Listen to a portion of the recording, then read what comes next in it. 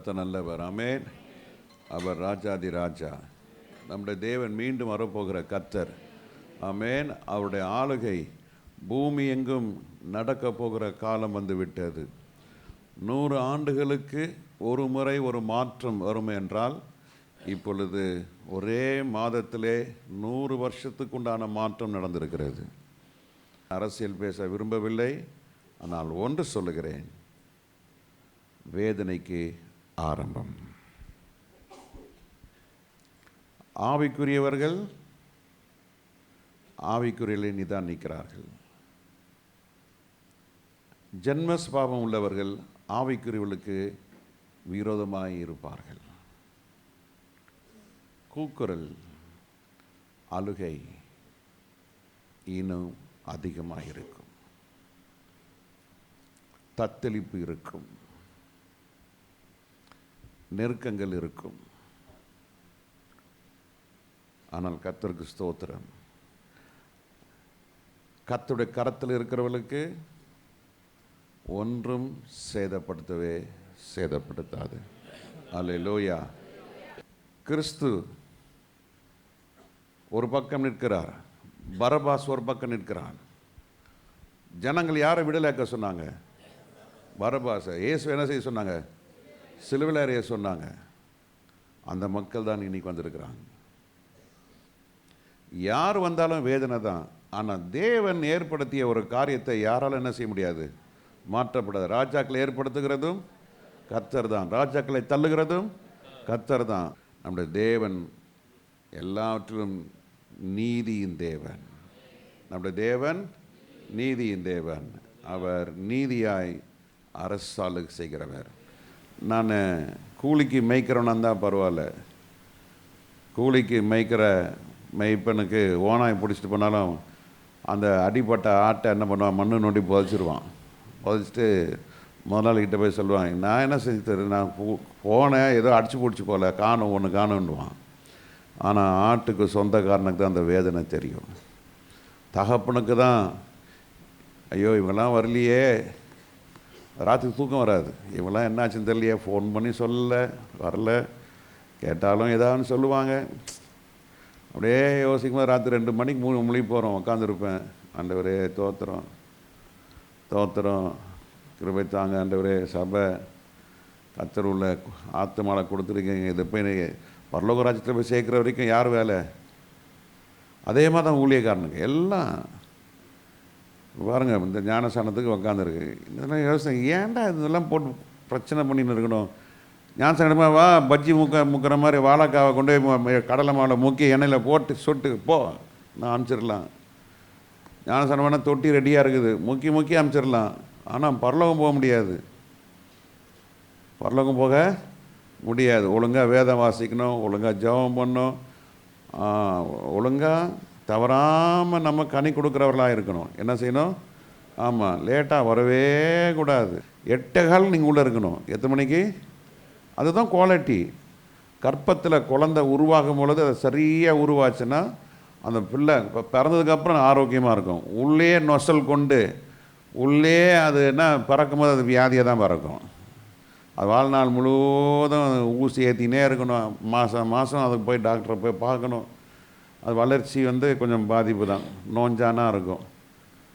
இன்றைக்கி ரட்சிப்புலாம் அப்படியே இன்றைக்கி சபையெல்லாம் குழப்பி எல்லாம் மாறி போய், நான் கோட் சூட் போட்டு ஆட்டம் போட்டு நல்லா ஒரு 10 கொயர் கேர்ள்ஸை வச்சு மியூசிக்கு ஒரு சர்வீஸ்க்கு கீபோர்டு வாசித்தா 5000 ரூபாய், பேஸ் கிட்டார் வாசித்தா 5000 ரூபா, ஊதுறான் பாருங்கள் ட்ரம்பட்டு, அவனுக்கு 8000 ரூபாவாம் இப்போ மார்க்கெட் ரேட். அதெல்லாம் கொடுத்து இது ஒரு 10 பேரை நிற்க வச்சு அடி விட்றான்னா அவங்கள தான் ஆவியினர் இருப்பார். ஆமாம், அவங்க ட்ரம் வாசிக்கிறான் பாருங்கள்.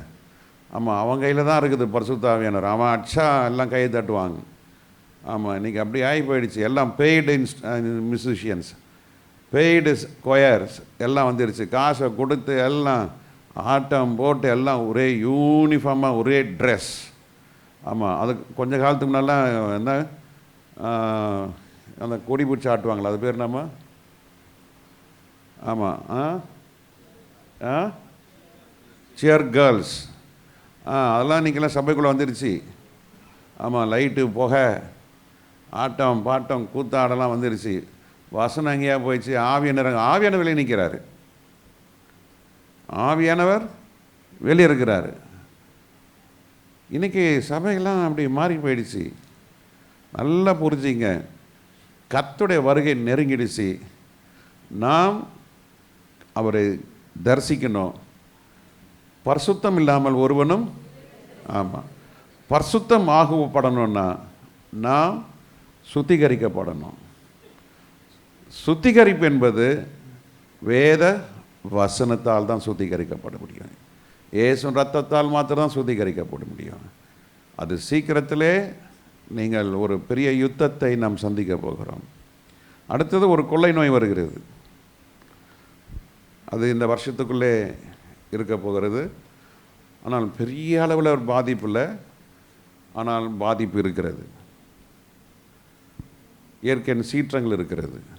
இதெல்லாம் காணும் பொழுது கர்த்தருடைய வருகை சமீபம்.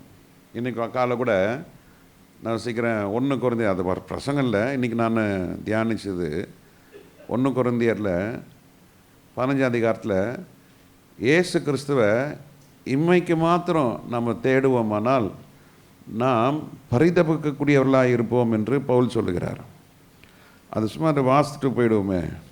1 கொரிந்தியர் 15 அதிகாரம் 19 வசனம். இது பிரசங்கம் அல்ல, ஆனால் வாசித்துட்டு கடந்து போகிறது நல்லதாக இருக்குது. இன்றைக்கு காலையில் இம்மைக்காக மாத்திரம், இந்த உலகத்துக்காக மாத்திரம், நாம் கிறிஸ்துவின் மேல் நம்பிக்கை, இந்த உலக தேவைக்கு மாத்திரம், கல்யாணத்துக்கு மாத்திரம், வேலைக்கு மாத்திரம், பண தேவைக்கு மாத்திரம், வீடு கட்டுறதுக்கு மாத்திரம், வருமானத்துக்காக மாத்திரம், இம்மைக்காக மாத்திரம், சொல்லுங்க, இம்மைக்காக மாத்திரம் கிறிஸ்துவின் மேல் நம்பிக்கை உள்ளவர்களாய் இருந்தால், கிறிஸ்துவின் மேல் நம்பிக்கை உள்ளவர்களாய் இருந்தால் எல்லா மனுஷரை பார்க்கிலும் பரிதபிக்கப்பட்டவர்களாய் இருப்போம். இன்னைக்கு கிறிஸ்துவை எதுக்காக நம்புது இந்த உலகம்? இன்னைக்கு என்ன சொல்லி கொடுக்குறாங்க சர்ச்சில்? இயேசுவை பிடித்துக்கொள், இயேசுவை ஏற்றுக்கொள், அவர் உனக்காக எல்லாவற்றையும் செய்து முடிப்பார். அது உண்மை, ஆனால் அது சத்தியம் அல்ல. சத்தியம் என்ன? சத்தியம் என்ன? இரட்சகராய் இயேசு கிறிஸ்துவை உன் சொந்த இரட்சகராய் ஏற்றுக்கொண்டு உன் நாவினால் என்ன செய்யப்பட வேண்டும்? அறிக்கை செய்யணும். என்ன அறிக்கை செய்யணும்? கிறிஸ்துவே தேவன் என்று அறிக்கை செய்ய வேண்டும். ஏற்றுக்கொண்டிருக்கிறோம், ஆனால் அறிக்கை செய்யவில்லை. எதற்காக ஏற்றுக்கொண்டிருக்கிறோம்? இப்பிரபஞ்சத்தினுடைய இம்மைக்காக. இம்மைக்காக. ஏன் ஞானஸ்தானம் எடுக்கிறீங்க? பரலோகம் போனோம் கிடையாது. ஞானஸ்தானம் எடுக்கிறது பரலோகம் போவதற்காக இல்லை. ஞானஸ்தானம் எதற்குன்னா உங்கள் பழைய மனுஷன் என்ன செய்யணும்? சாகணும். உள்ள சுயம் உடையணும். உள்ள இருக்க பழைய மனுஷன் என்ன செய்ய பண்ணணும்? அடக்கம் பண்ணணும். அடக்கம் பண்ணப்பட்டு கிறிஸ்து உயிர் தெழுது போல நாமும் இந்த தண்ணீர்லேருந்து என்ன செய்கிறோம்?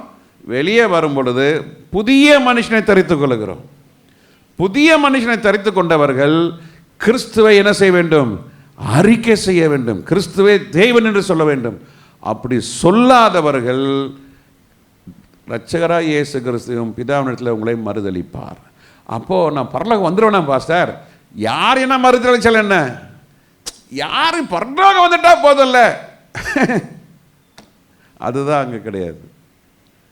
நீ இந்த பிரபஞ்சத்துக்காக இயேசு வேணும்னு சொன்ன, அப்போ வருகையில் என்ன செய்ய முடியும்? என்ன செய்யப்படுவோம்? கைவிடப்படுவோம். கிறிஸ்து எதற்காக என்றால் அதுதான் இப்போ நம்ம எதுவாக கிறிஸ்துவ எதுக்காக ஏற்றுக்கொண்டிருக்கிறோம், அதுதான் இந்த மாத வாக்கு தத்துவம். எடுத்து வாசிக்கலாமா? எடுத்து வாசிங்க. இந்த மாத வாக்கு தத்துவத்தை எடுத்து வாசிங்க. இதிலிருந்து நம்ம கர்த்தருடைய வார்த்தையை பார்ப்போம். நீதி எது நிமித்தங்க? நீதி நிமித்தம் துன்பப்படுகிறவர்கள் பாக்கியவான்கள். பரலோக ராஜ்யம் அவர்களுடையது. அதாவது பரிசுத்த வேதம் என்ன சொல்லுதுன்னா, துன்பப்படுகிறது ரெண்டு இருக்கு. துன்பம் ஒவ்வொன்றும் தான் இச்சைக்கு என்ன செய்யப்படுகிறான், இழுக்கப்பட்டு சோதிக்கப்பட்டு அப்புறம் துன்பப்படுகிறான். ஏவாள் கனியை பார்த்து இச்சித்தால், பார்வைக்கு இன்பமாக இருந்தது, புசிச்சா, தேவ மகிமையை இழந்தான். அன்னைக்கு ஒருத்தர் சொன்னார், பாஸ்டர் எங்கள் ஆஃபீஸில் ஒருத்தி வேலை செஞ்சா, அவள் அதிகமாக என்கிட்ட சுவிசேஷன் சொல்லிகிட்டே இருந்தா. நான் கிறிஸ்து அல்லாத ஒரு குடும்பத்தை பின்னணியை சேர்ந்தவர். அவள் என்னை ரொம்ப நேசித்தா, என் இருதயத்தை கொடுத்தேன், திருமணம் பண்ண. பலர் சொன்னாங்க வேண்டவே வேண்டான்னு. ஆனால் அவளுடைய அழகிலையும் அவளுடைய பேச்சிலையும் நான் மயங்கிட்டேன். திருமணமும் ஆயிடுச்சு.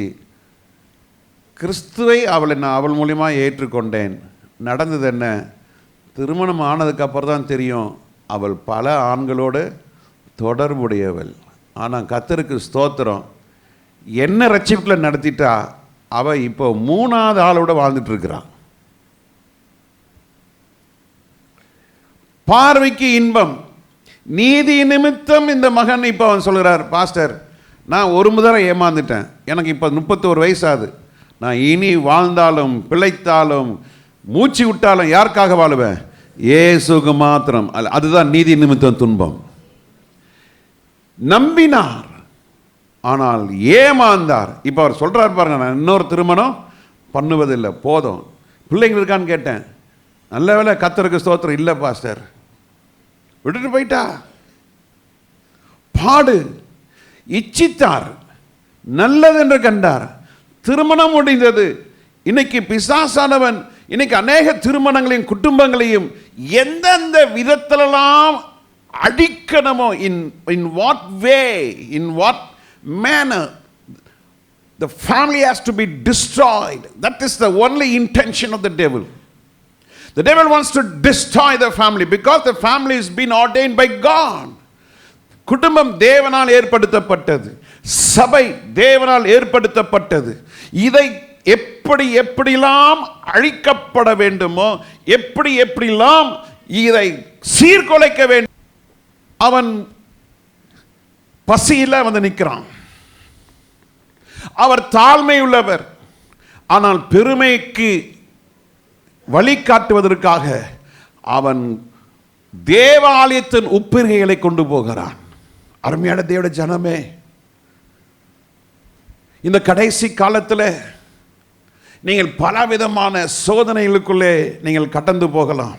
துன்பங்கள் இருக்கலாம், வேதனைகள் இருக்கலாம், நெருக்கங்கள் இருக்கலாம், போராட்டங்கள் இருக்கலாம், தத்தளிப்புகள் காணப்படலாம், தடைகள் உண்டாகலாம், கடினமான சூழ்நிலைகள் இருக்கலாம், ஆவிக்குரிய யுத்தங்கள் நடக்கலாம். வாழ்க்கையிலே பல ஆண்டுகளாக எந்த முன்னேறாத நிலை, தேக்க நிலை, மந்த நிலைகள், பலவிதமான குழப்பங்கள் காணப்படலாம். ஆனால் மறக்காதீங்க, இது உங்களுக்கு தண்டனை அல்ல, இது உங்களுக்கு தேவன் அனுமதித்த ஒரு மகா பெரிய உருவாக்கக்கூடியதான ஒரு பெரிய பயிற்சியின் கூடாரம். அல்லேலூயா, ஹல்லேலூயா, ஹல்லேலூயா. கர்த்தருடைய பிள்ளைகளே, நீங்கள் பரலோக ராஜ்யத்துக்கு உகந்தவர்களா? நீங்க அமெரிக்கா தேசத்துக்கு போகணும்னு சொன்னா உங்களுக்கு சென்னையில் இருக்கிற எம்பசிக்கு நீங்கள் போகணும். உங்களுடைய பின்னணியத்தை அவர்களுக்கு நீங்கள் கொடுக்கணும். நீங்கள் படித்த படிப்பு, வீட்டு பண காரியங்கள், அங்கே யார் இருக்கிறா, அங்கே நீங்கள் எப்படி சொல்ல, எல்லாம் பல கேள்விகள் கேட்பாங்க. அதுக்கெல்லாம் நீங்கள் சரியான பதில் சொன்னாதான் உங்களுக்கு அந்த வீசா என்ன பண்ணுவாங்க, வழங்கப்படும். வீசா இல்லாமல் அமெரிக்காவுக்கு போகவே முடியாது. பல தேசங்களுக்கு நான் போயிருக்கிறேன். எல்லா எம்பசிலையும் நீங்கள் வீசா வாங்கிட்டு தான் போகணும். அப்போது அந்த வீசாவில் அவங்க கேட்குற கேள்வி என்ன தெரியுமா? நீங்கள் போனீங்கன்னா திரும்ப வருவீங்களா? அவன் தான் கேட்பான். நீங்கள் திரும்ப வருவதற்கு என்ன இருக்கு, சான்றிதழ் என்ன இருக்கு? அந்த நாட்களில் பொய்யான தகவலை கொடுத்துட்டு போயிடுவாங்க. ஆனால் இப்போலாம் அப்படிலாம் முடியாது. எல்லாமே உங்களுடைய கம்ப்யூட்டரில் எல்லாம் சர்வர் லிங்க்டு. சொந்த வீடு இருக்குன்னு நீங்கள் கொடுப்பீங்க, அவன் நெட்டை தட்டி பார்த்தா அவங்க ப்ராப்பர்ட்டி டேக்ஸ் கட்டுறீங்களா இல்லையான்னு தெரிஞ்சிடும்.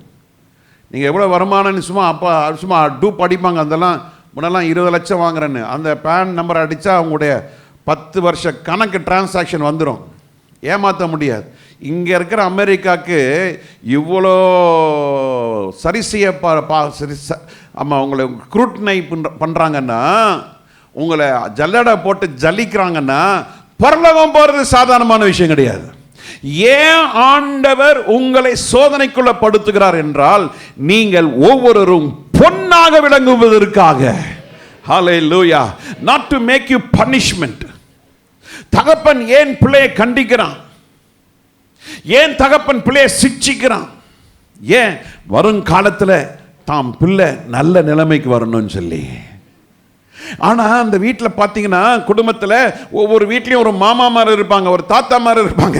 என்னைய சேர்த்து தான் சொல்கிறாங்க. அம்மா ரொம்ப கண்டிப்பாக இருப்பாங்க, சாக்லேட் கொடுக்கக்கூடாதுன்னு. அந்த அந்த பிள்ளை தாத்தா கிட்டேயோ மாமா கிட்டேயோ வந்து, அத்தா சாக்கி, சே அம்மாட்ட சொல்லாத, இந்த வாங்கிட்டு போவேன். ஓடி வாங்கிட்டு போய் உட்காந்து ஸ்க்ரீனுக்கு மேலே உட்காந்து நாக்கிட்டு கிடக்கும். தப்புன்னு தெரியுது.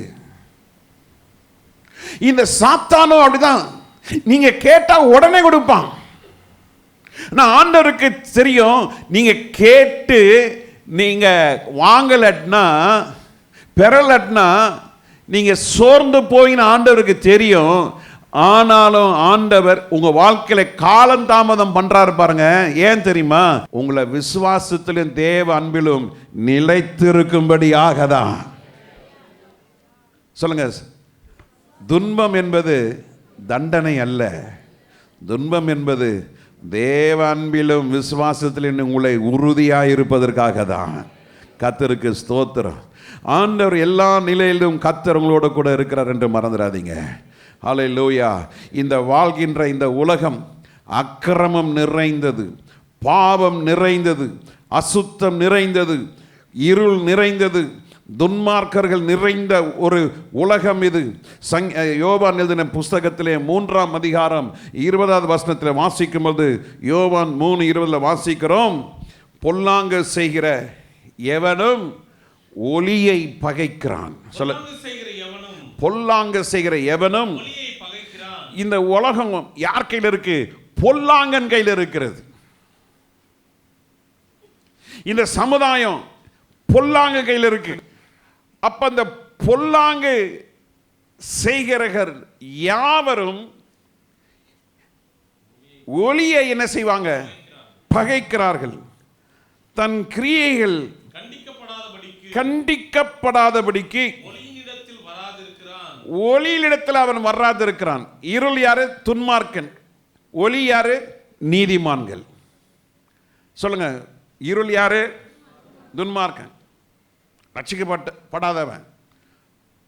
நம்ம சொல்றோம்ல, நம்ம ஒரு லிஸ்ட் வச்சிருக்கிறோம்ல. பாவினா யார்? குடிக்கிறவன், வெறுக்கிறவன், 2 பொண்டாட்டிக்காரன், 3 பொண்டாட்டிக்காரன், உதாசீனர், இதெல்லாம் நம்ம லிஸ்ட் வச்சிருக்கிறோம். அது ஒரு லிஸ்ட் வச்சுங்க, சரியா? அது உங்க லிஸ்ட். ஆனா வேதம் என்ன சொல்லுகிறது? சரியாக ரட்சிக்கப்படாதவங்க, சரியா குணப்படாதவன், சரியா மனமாறாதவன், அவனும் இந்த துன்மார்க்க லிஸ்ட்ல தான் வருகிறான். துன்மார்க்கன்னா நான் இன்னொரு அர்த்தமா சொல்றேன். நம்ம பாவிகள் வேற, துன்மார்க்கர்கள் வேற. பாவிகள் வந்து பாவத்தில் நிறைச்சிருக்கிறவன். துன்மார்க்கன் ஏன் தெரியுமா? நீதியாக்கப்பட்டும் நீதிக்கு தன்னை ஒப்பு கொடுக்காதவன். எழுதி கொள்ளுங்க. துன்மார்க்கன்னா யார்? who is wicked? sinners are different, wickeds are different. who are the wickeds? இயேசுவை அறிந்திருந்தும், இயேசுவை விசுவாசித்தும், இயேசுடைய கட்டளைகளுக்கு தன்னை ஒப்பு கொடுக்காதவன் தான் துன்மார்க்கன். இயேசுவை அறிந்திருக்கிறான், ஆனால் இயேசுவை என்ன செய்யல? அவன் அறிக்கை செய்யவில்லை. துன்மார்க்கன். எப்பொழுதுமே பார்த்தீங்கன்னா இந்த இருள் வெளிச்சம், வெளிச்சம் இருள், இருள் வெளிச்சம், வெளிச்சம் இருள், இது ரெண்டுக்குமே யுத்தம் இருந்து கொண்டே இருக்கும். It never stops. அது எப்போதுமே நிற்காதது. சாயங்காலம் 6 மணியான உடனே இருள் உள்ள வருது, வெளிச்சம் வெளியே போகுது. காலையில் 6 மணியான உடனே இருள் வெளியே போகிறது, வெளிச்சம் உள்ளே வருகிறது. It's a process. இது ஒவ்வொரு ரட்சிக்கப்பட்ட வாழ்க்கையிலும் இதுதான் நடக்கும். இருள் துன்மார்க்கன் நீதிமானுக்கு விரோதமாகவும், ஆனால் ஒரு நாளும் நீதிமான் துன்மார்க்கனுக்கு விரோதமாக எழும்பவே மாட்டான். தெரியுமா? துன்மார்க்கன் தான் எப்போதுமே நீதிமானுக்கு விரோதமாக எழும்பி கொண்டு இருப்பான். இந்த துன்மார்க்கன் யாரு சொல்லுங்க? துன்மார்க்கன் யாரு? அதான் துன்மார்க்கன் நீதிமானுடைய சபையிலே. ஆமா,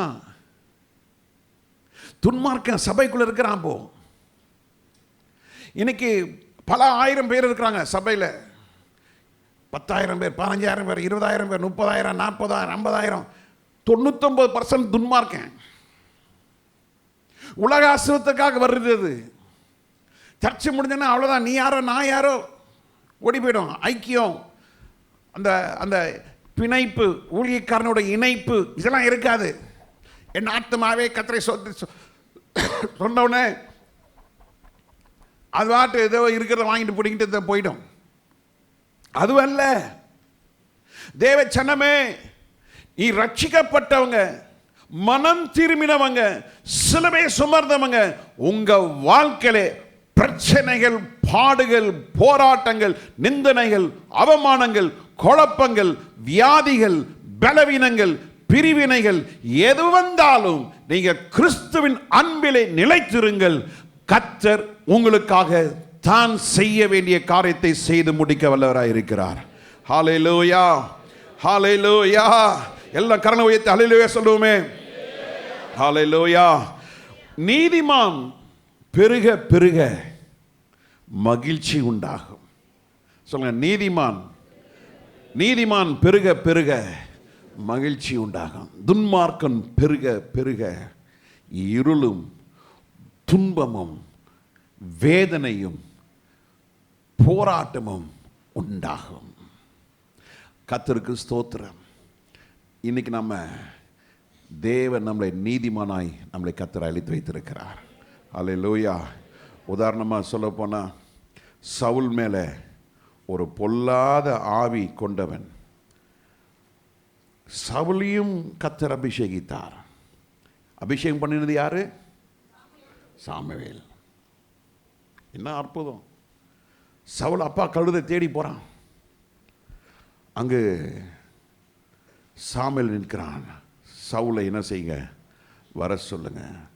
அப்போது ஆட்கள் வந்து சொல்கிறாங்க, உங்கள் அப்பாவோட கழுதெல்லாம் கிடச்சிருச்சு, இருக்கட்டும், சாமுவேல் வந்திருக்கிறாரு, உடனே வாங்க. போகிறான்னா சவுல் என்ன செய்யப்படுகிறான்? அபிஷேகப்படுகிறான். யாரால? சாமுவேலால. எதற்காக?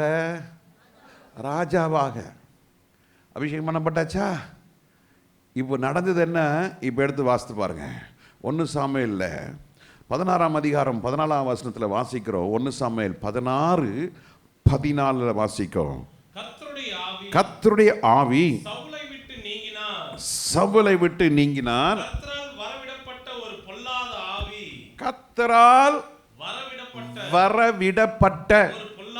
ஆவி அவனை கலங்க பண்ணி கொண்டிருந்தது. கர்த்தரால் அனுப்பப்பட்ட. ஏன் கர்த்தரால் அனுப்பப்பட்ட ஆவி வந்தது? கர்த்தருடைய ஆவி அவனுக்குள்ள இருப்பதற்கு தகுதியற்றவனாய் மாறினான்.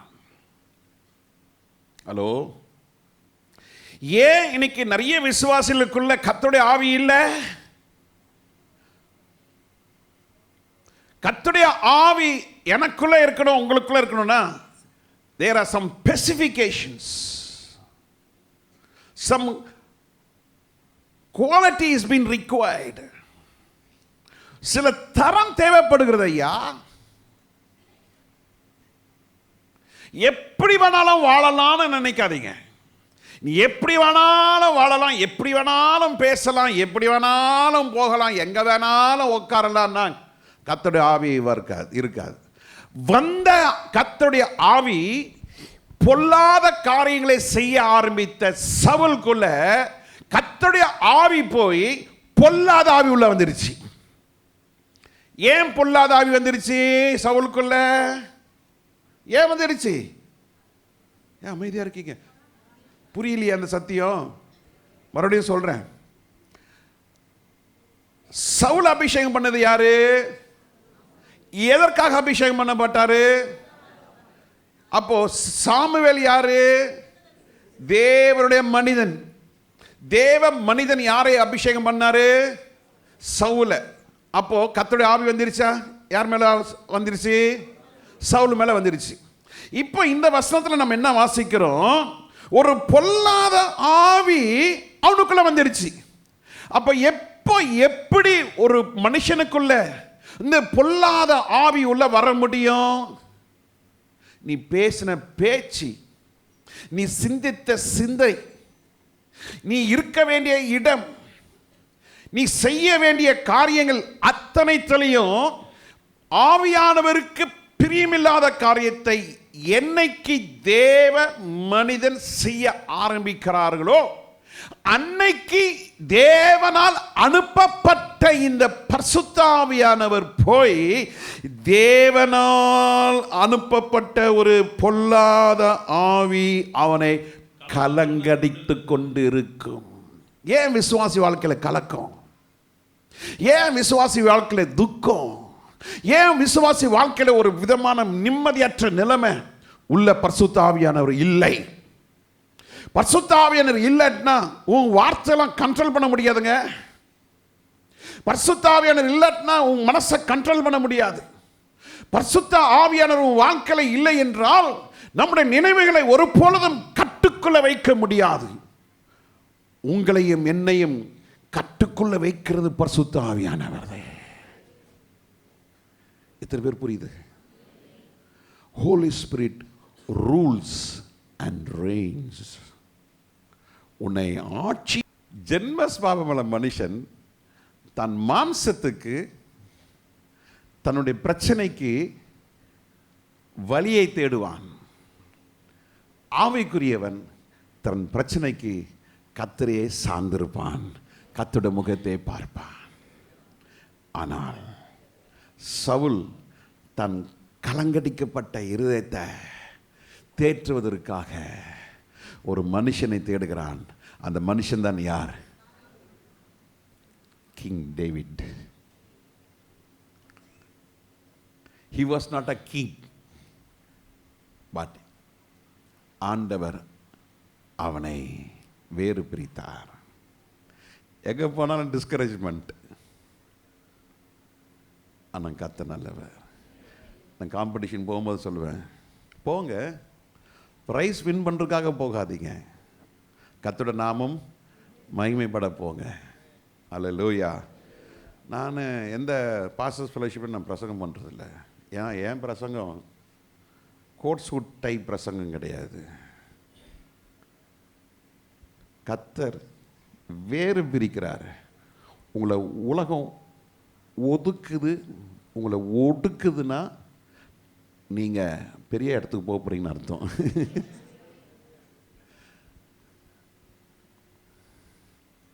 கிறிஸ்துவின் நிமித்தம் எதை நீங்கள் இழக்கிறீர்களோ, கிறிஸ்துவ நிமித்தம் எதை நீங்கள் அவமானமாய்ப்படுகிறீர்களோ, நீங்கள் அவமானத்தின் சின்னம் அல்ல, உங்களுடைய சின்னம் வெற்றியின் சின்னம்.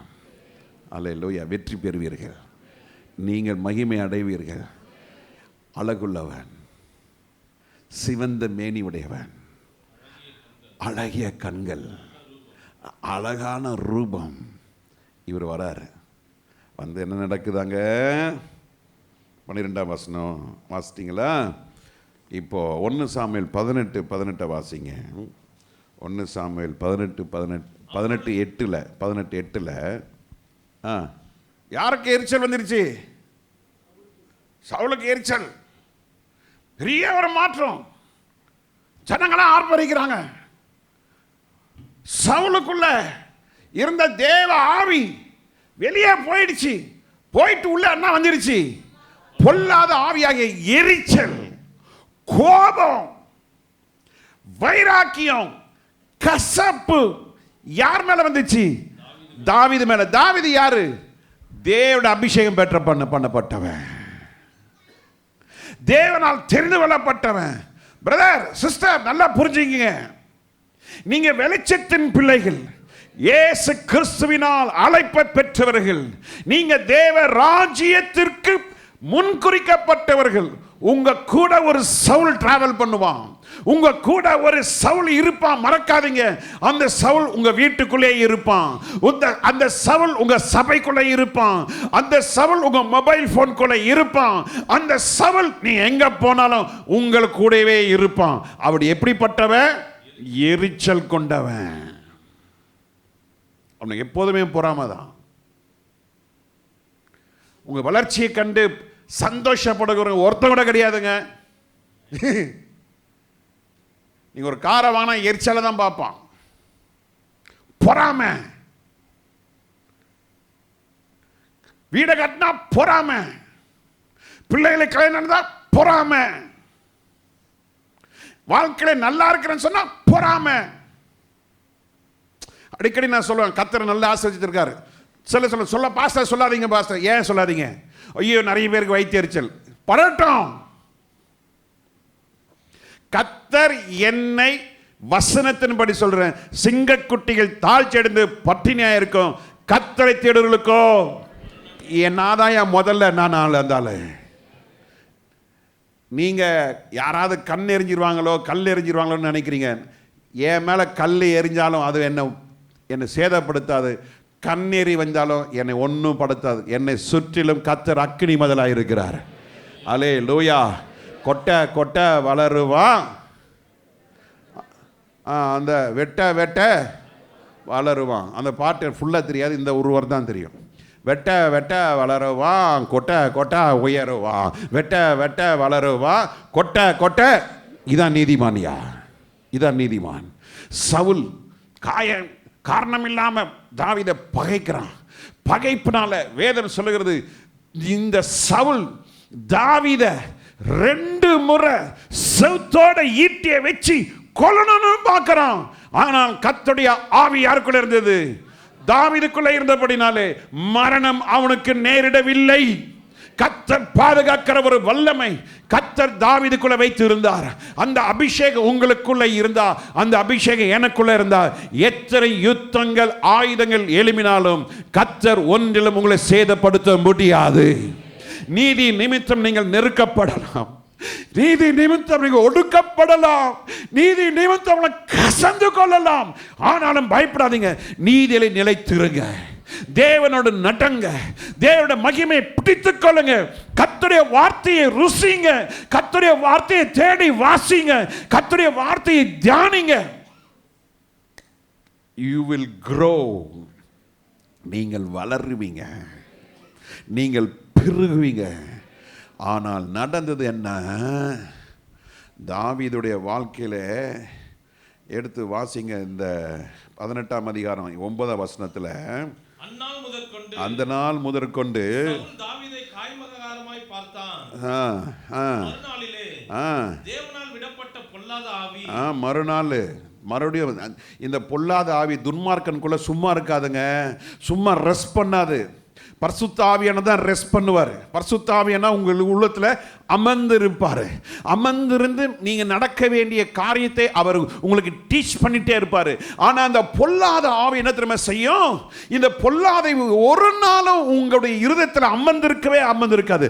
அங்க போ, இங்க போ, அங்க பார், இங்க உட்காரு, இத பேசு, அத பேசு, உள்ள கடபடா கடபடா கடபடா கடபடா கடபடா கடபடா கடபடா உள்ள உங்களை நிம்மதியாவே இருக்க விட மாட்டான். பீஸ்லெஸ், ரெஸ்ட்லெஸ், ஜாய்லெஸ், உங்களை உங்களை கொடைஞ்சிக்கிட்டே இருப்பான். ஏன்? அதுதான் அசுத்த ஆவி, துன்மார்க்கன். துன்மார்க்கன் எப்போதும் பார்த்தா ஒரு ஜெபிக்கிறவனுக்கு விரோதமாக ஏதாவது சொல்லினே இருப்பான். இந்த துன்மார்க்கன் எப்போது பார்த்தாலும் ஏதாவது ஒரு கமெண்ட் அடிச்சுக்கினே இருப்பான். இந்த துன்மார்க்கன் ஏதாவது ஒன்று பார்த்து பரியாசம் பண்ணிக்கினே இருப்பான். ஆனால் ஆவியானவர் அமைதியாக இருப்பார். The Holy Spirit is always still. ஆவியானவர் எப்போதுமே அவர் மெல்லிய சத்தத்தோடு பேசுவார். அசுத்தாவி அப்படி இல்லை. சவுலுக்குள்ள வந்த அசுத்தாவி நடந்தது என்ன? மறுநாளிலே இந்த பொல்லாத ஆவி சவுல் மேல இறங்கினதுனால தீர்க்கதரிசனம் சொல்லிக் கொண்டிருந்தான். பார்த்தீங்களா தீர்க்க தரிசனம்லாம்? ஆமாம், பொல்லாத ஆவி என்ன சொல்லிச்சு? தீர்க்க தரிசனத்தை அர்ப்பமா என்னதுங்க? The best prophet is in your hand.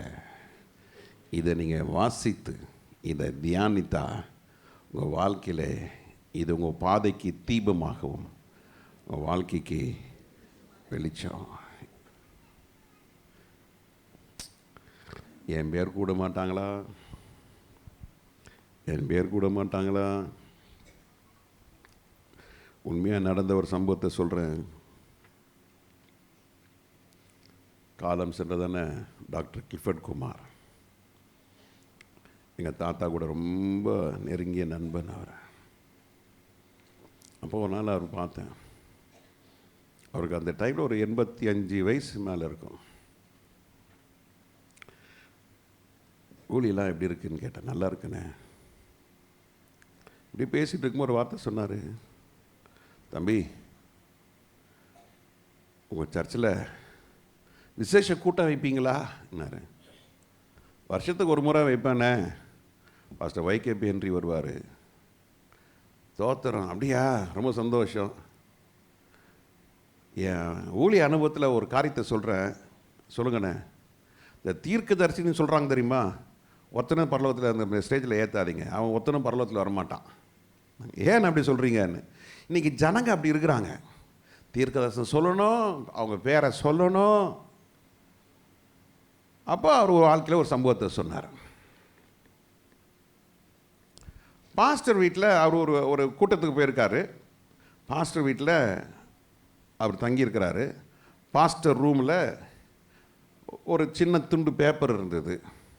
அந்த பேப்பரில் ஒரு ஸ்திரீயோட பேர் எழுதி, இந்த மாதிரி நான் கஷ்டத்தில் இருக்கிறேன், எனக்காக ஜெபம் பண்ணுங்கன்னு ஒரு டேபிளில் இருக்குது. அப்போது இவர் பிரசங்கம் பண்ணிகிட்ருக்காரு. கில்ஃபர்ட் அண்ணா பிரசங்கம் பண்ணிகிட்ருக்காங்க. அப்போ திடீர்னு இவர் அண்ணா என்ன பண்ணியிருக்காரு, கொஞ்சம் குறும்புத்தனம் பண்ணியிருக்காரு. அந்த பேப்பரில் வாசித்தது பாருங்கள், பேப்பர்கள் பேர் எழுதியது பாருங்கள். அந்த பேரை சொல்லி, இந்த சகோதரி யார், இங்கே யார், அந்த அம்மா ஓட ஒழுது முன்னால் வந்துருக்கு. வந்து ஐயாரும் உண்மையான தேவ மனுஷன், ஏன் இந்த மாதிரி என் காரியத்தெல்லாம் நீங்கள் சொல்லிட்டீங்கன்னு.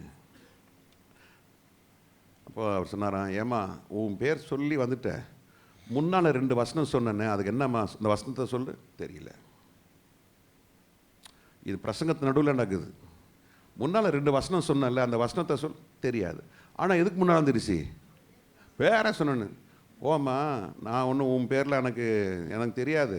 பாஸ்டர் ரூமில் உட்காந்துருந்தேன், பாஸ்டர் டீ குடிச்சிட்டு இருந்தேன். அப்படியே என் பக்கத்தில் பார்த்தேன், உன் பேர் எழுதின ஒரு பேப்பரை பார்த்தேன். சும்மா தான் சொன்னம்மா, போய் உக்காருமா, போமா. புரியலையா? எனக்கு அது ஜோக் அடிக்கவும் தெரியாது, ஜோக் அடித்தாலும் சிரிக்கவும் தெரியாது. நீங்கள்லாம் ரொம்ப சீரியஸாக இருந்தால் எல்லாம் என்ன மாதிரி தான் இருக்கிறீங்க நீங்கள் எல்லாம். ஆமாம், குருவை போல சீஷர்கள். அல்லேலூயா, ஸ்தோத்திரம். சில பசங்க சிரிக்கிறத பார்த்தா எனக்கு சிரிப்பு வரும். அவங்க என்ன சொல்கிறாங்கன்னு அந்த ஜோக் எனக்கு புரியவே புரியாது, சுட்டு போட்டாலும் வராது. அப்போ அவர் சொன்னால், இந்த மாதிரிலாம் நடக்குது தம்பி. கில்ஃபர்ட் அண்ணனும் தேவராஜ்யத்துக்குள்ளே போயிட்டாங்க. அருமையான தேவோட மனுஷன். தாத்தா கூட பல வருஷம் கூட இருந்தார். இன்னைக்கு பொல்லாத ஆவி தீர்க்கதரிசனம் சொல்ல ஆரம்பிச்சிருச்சு. அதுக்கு மேலே பெரிய கூட்டம் இருக்குது. வசனமும் சத்தியமும் பரிசுத்தமும் இல்லாத இடத்துல அங்கே அசுத்த ஆவி தான். சவுல் தீர்க்கதரிசனம் சொல்ல ஆரம்பிச்சிட்டான். வாசிங்க. அப்பொழுது தாவீது தினந்தோறும் செய்கிறபடி தன் கையினால் சுரமண்டலத்தை வாசித்துக் கொண்டிருந்தான். சவுலின் கையிலே ஈட்டி இருந்தது. இவன் கையில சுரமண்டலம், நீதிமான் கையில சுரமண்டலம், துன்மார்க்கன் கையில. அப்ப அந்த ஈட்டி எதுக்காக பயன்படுத்தும்? இந்த ஈட்டி என்ன பேசும்? யார்கிட்ட போகும்? இது புரிய மாட்டேங்குது பாருங்க. உங்களுக்கு கையில, நீதிமான் கையில என்ன இருக்கு? கத்தரை துதிக்கிற துதி இருக்கு. துன்மார்க்கன் கையில் என்ன இருக்கு? ஈட்டி. எதுக்காக? உங்களை என்னையும் கொல்றதுக்கு தான். துன்மார்க்கனுக்கு தான் உலகத்தில் இருக்கிறான். நீதிமான் உட்காந்து அழுதுட்டு இருக்கான். ஐயா என்ன பண்றது என்ன பண்றது என்ன பண்றது? என்ன ஒன்றும் வேணாம், வாயில துதி இருக்கு, ஸ்தோத்திரம் பண்ணுங்க. பாட்டெல்லாம் பாடுறோம், துதித்தலே இன்பமானது, பாடுங்க. ஆமா, ஒரு வீட்டுக்கு ஒரு துன்மார்க்கம் இருப்பான், சபையில் கொஞ்சம் துன்மார்க்கம் இருக்கும். அதை கண்டு பயப்படாதீங்க, எக்காலத்தை ஊதுங்க, ஸ்தோத்திரத்தை பண்ண ஆரம்பிங்க. நீதிமான் எக்காலத்தை ஊதுவான், ஸ்தோத்திரம் பண்ணுவான். துன்மார்க்கன் கையில் ஈட்டி இருக்கும், அந்த ஈட்டியாலே என்ன செய்யப்படுவான்? சவுல் என்ன செஞ்சான்? ஆமா, சொல்லி தான் அடிப்பான், எரிஞ்சான். நடந்தது என்ன? ஆனாலும் சொல்லுங்க, ஆனாலும் தாவீது விலகி 2 முறை, ஒரு முறை இல்லைங்க. நான் சொல்றேன், நீதிமானுக்கு டெய்லி இதாங்க யுத்தம். நீங்கள் துதிப்பீங்க, அவன் ஈட்டி எறிவான். வானத்திலேருந்து வர, வான மண்டலத்திலேருந்து ஈட்டி வரும். ஆனாலும் நீங்கள் எதை நிறுத்தாதீங்க? துதியை நிறுத்தாதீங்க. எக்காலத்தை ஊதுங்க. எக்காலம் ஊதி எரிகோவை பிடிப்போம் ஆரவார துணியோடு. இதுதாங்க நீதிமான், இதான் நீதிமான், இதான் நீதிமான். இந்த நீதியில் நீங்கள் கரெக்டாக இருங்க, தேவனோட சரியா இருங்க, தேவனோட பார்வையில் நீங்க சரியா இருங்க. ஆமென். கர்த்தருக்கு பிரியமானது எதுன்னு கண்டுபிடிச்சு அதை கரெக்டாக செய்யுங்க. செஞ்சிட்டிங்கன்னா துன்மார்க்கம் கையிலுக்கிற எவ்வளோ பெரிய ஈட்டியாக இருந்தாலும் அந்த ஈட்டி தான் வெட்டன அந்த ஈட்டியால தான் சவுல் செத்தான். மறக்காதீங்க, அதான் சத்தியங்க. எந்த ஈட்டியை வச்சு தாவீதை கொலை செய்யணும்னு முயற்சி செய்தானோ அதே ஈட்டியாலே சவுல் அது மேல விழுந்து செத்தான். நீதிமான்களே, துன்மார்க்கருடைய அழிவை உங்கள் கண்கள் காணும். பயப்படாதீங்க,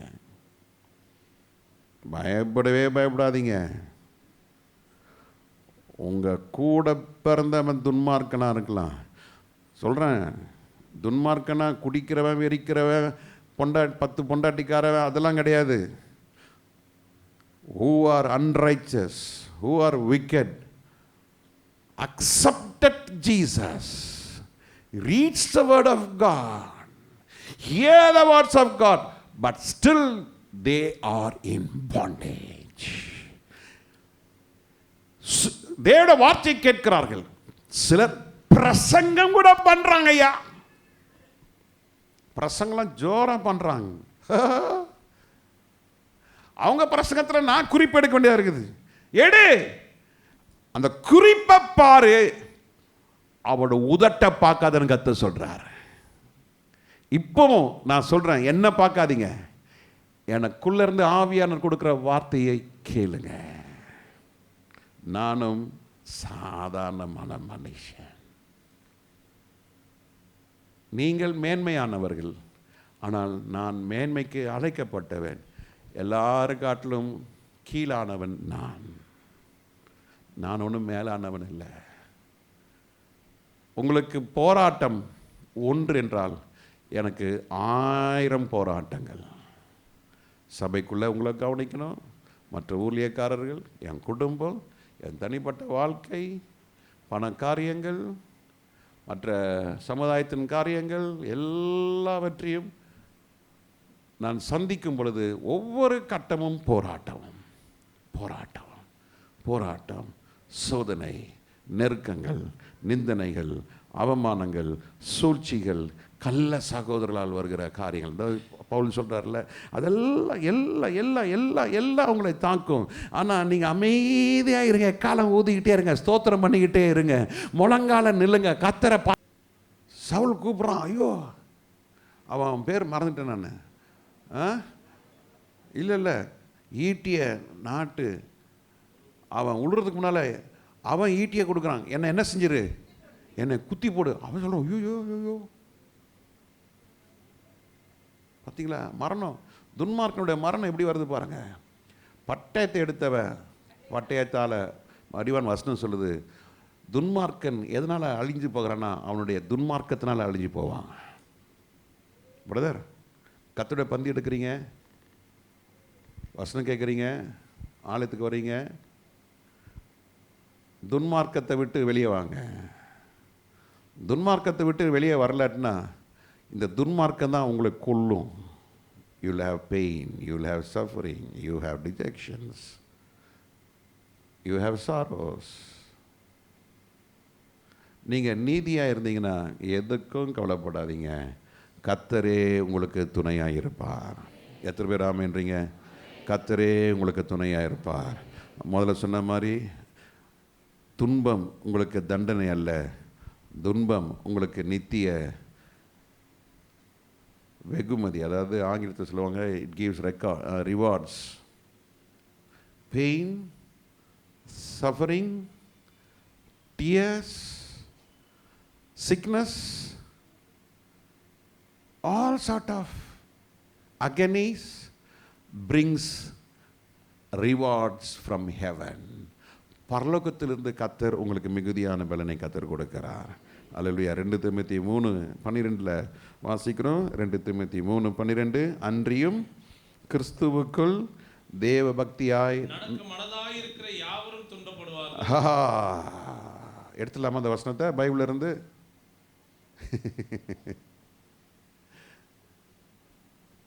அது எனக்கு சொந்தம். சொல்லுங்க, அது எனக்கு எது சொந்தம்? சொல்லுங்க, எது சொந்தம்? 2 தீமோத்தேயு 3:12 இன்னைக்கு சொல்லுங்க, இன்னைக்கு எனக்கு நான் வீட்டுக்கு கொண்டு போகிற ஒரு வசனம் என்னன்னா 2 தீமோத்தேயு 3:12. சொல்லுங்க, நான் வீட்டுக்கு கொண்டு போகிற வசனம் என்னது? எல்லாம் சொல்லுங்க, நான் வீட்டுக்கு கொண்டு போகிற வசனம். நான் எதை வீட்டுக்கு கொண்டு போகணும்னா என்ன பண்ணணும்? அதை நான் என் பாக்கெட்டில் போடணும், இல்லைன்னா என் ஹேண்ட்பேக்கில் போடணும். ஆனால் உங்கள் இருதயத்தில் போட்டு வைங்க, இது ஒரு நாளும் மிஸ் ஆகாது. அன்றியும் அவருடைய கிறிஸ்து இயேசுவுக்குள் தேவ பக்தியாய் நடக்கிற மனதாக இருக்கிற அந்த ஃப்ரண்ட் லைனில் உட்காந்து இருக்கிறாங்க, இல்லை அந்த லாஸ்ட் லைனில் உட்காந்துருக்க மாற்றம் துன்பப்படும். அவங்களாம் ரொம்ப வருமாறு, அவங்களாம் பின்னால் இருக்கிறவங்க தான் கஷ்டப்படுவாங்க. அப்படியா சொல்லுது? பாஸ்டருக்கு ஒரு கஷ்டம் கிடையாது. ஒருத்தர் சொன்னாராம், பிறந்தா பாஸ்டர் மாதிரி இருக்கணும், வாழ்ந்தா பாஸ்டர் மாதிரி. எங்கேயா இருக்கு பைபிள? பிறந்தா இயேசுவோடு பிறக்கணும், வாழ்ந்தா இயேசுவோடு நடக்கணும். சொல்லுங்க, பிறந்தா இயேசுவோடு, வாழ்ந்தா இயேசுவோடு நடக்கணும். அதான் கிறிஸ்துவ வாழ்க்கை. அல்லேலூயா, அல்லேலூயா. கர்த்தர் உங்களை நடத்துவாராக, ஆசீர்வதிப்பாராக. அன்றியும் கிறிஸ்து இயேசுவின் நிமித்தமாக நீங்கள் எல்லாரும் என்ன செய்யப்படுவீர்கள்? என்ன படுவீங்க? துன்பப்படுவீங்க. ஆமென். ஆனால் துன்பப்படுவர்களுக்கு ஆண்டவராகிய இயேசு கிறிஸ்து என்ன சொல்கிறார் என்றால், மத்தேயு எழுதின சுவிசேஷம் 5:48 வாசிக்கிறோம். மத்தேயு எழுதின சுவிசேஷம் 4:5 பிதா ஆகையால் பரலோகத்தில் இருக்கிற உங்கள் பிதா பூரண சர்க்குணனாய் இருக்கிறது போல நீங்களும் பூரண சர்க்குணனாய் இருக்க கடவீர்கள் என்று ஆண்டவர் சொல்லுகிறார். Be perfect even as your Father which is in heaven is perfect. Be a perfect child of God. Be a perfect child of God. Be a perfect believer. Never be a impure person. கலப்படான ஒரு விசுவாசியா இருக்க. கண்ணில் முடிச்சோமோ. இதுவரைக்கும் கேட்ட சத்தியம், இதுவரைக்கும் நம்ம கேட்ட இந்த வார்த்தையை ஆண்டவர் ஆசீர்வதிப்பாராக. துன்மார்க்கனுக்கு துன்பம் உண்டு, நீதிமானுக்கும் துன்பம் உண்டு. நீதிமானுக்கு வருகிற துன்பம் தண்டனை அல்ல, அது மிகுந்த வெகுமதியை கொண்டு வரும். சவுலும் தாவீதும் யுத்தம் பண்ணினார்கள். சவுலும் தேவ அபிஷேகம் பெற்றிருந்தான், தாவீதும் தேவனுடைய அபிஷேகம் பெற்றிருந்தான். ஆனால் துன்மார்க்கத்துக்குள்ளே போன சவுலுக்குள்ள தேவ ஆவி போய் பொல்லாத ஆவி வந்ததுனால நடந்தது என்ன? அவன் நீதிமானை பல முறை, 2 முறை நான் ஈட்டியால் எய்து அவனை கொல்ல பார்த்தான். எந்த ஈட்டி அவன் பயன்படுத்தினானோ அதே ஈட்டி தான் அவனுடைய மரணத்திற்கும் வழிவகுத்தது. அதுபோல் கர்த்தருடைய பிள்ளைகளே, எத்தனை சூழ்நிலைகள் வந்தாலும் நாம் நீதியை விட்டு விலகாதபடிக்கு, நீதியில் இந்த கொஞ்சம் வார்த்தையை வச்சு நீங்கள் தியானம் பண்ணுங்கள். கேட்டு இந்த வார்த்தையை வச்சு நீங்கள் ஜெபம் பண்ணுங்கள்.